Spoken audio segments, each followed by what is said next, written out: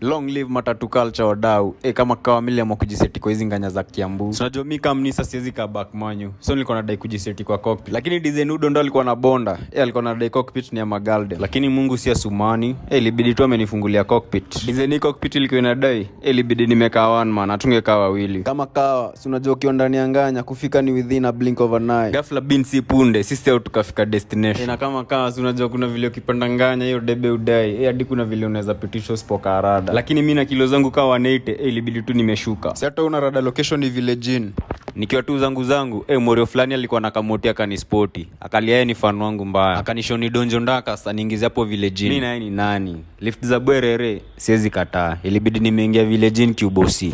Sekunde tukaland pandi location. Mimi kuingia tu hivi. Kitu ya kwanza nilispoti ni hizi games za watu hii. Zikanikumbusha my childhood memories. Si hata nyinyi mnajua akili yangu iko katumbo. Hizo games singeziacha. Ilibidi nimedonjo nazo. Hizi nilikuwa ni nice.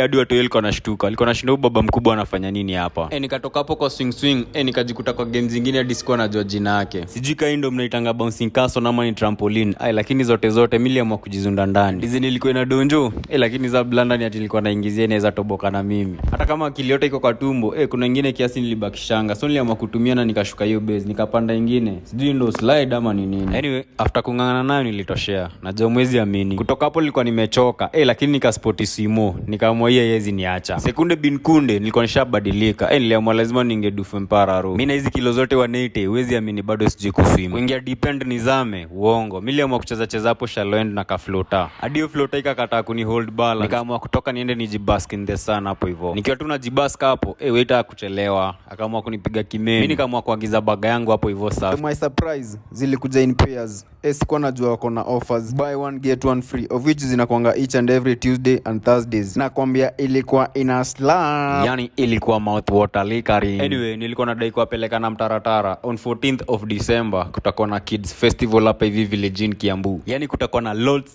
fun and games za watu hii mazi. Mazi usimiss. Juu kimiss utachekwa. Remember the date. Na usiseme sikukwambia. Come on, come all and spend some good quality time with your friends and family.